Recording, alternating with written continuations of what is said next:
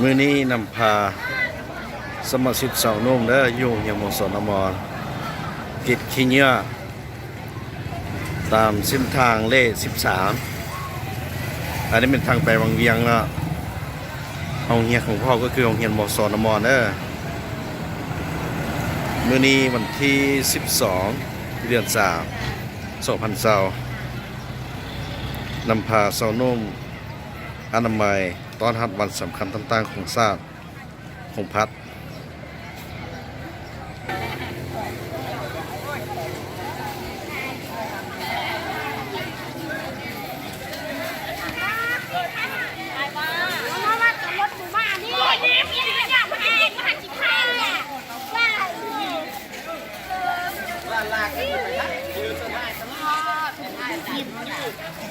สาวนุ่มกิจขี้เหยื่อมื้อนี้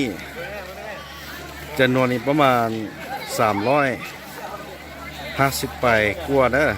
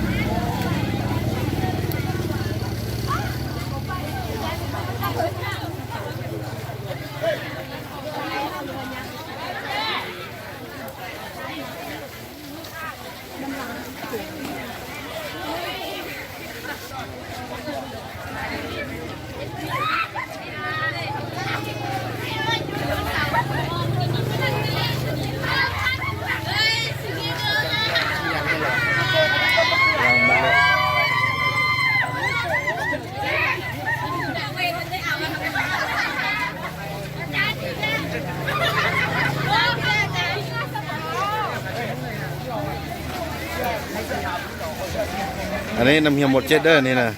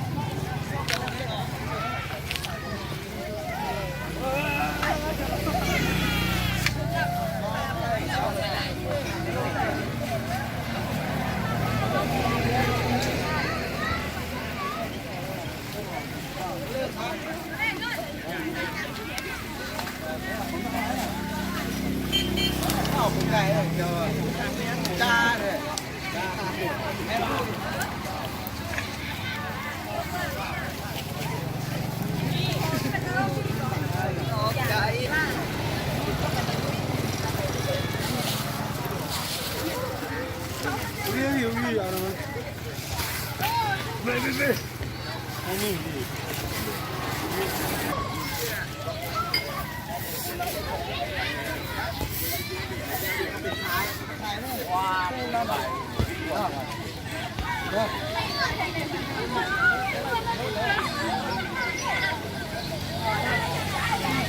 ยปะโถสว่างเด้อนี่เนี่ย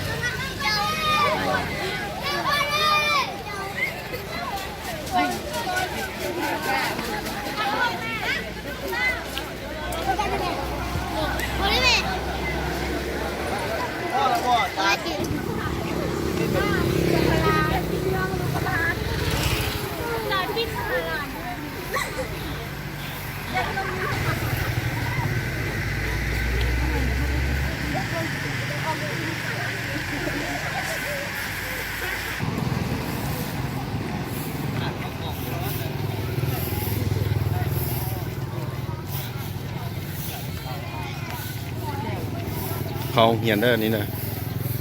ทางประตูเขาโรงเฮียนเนาะนี่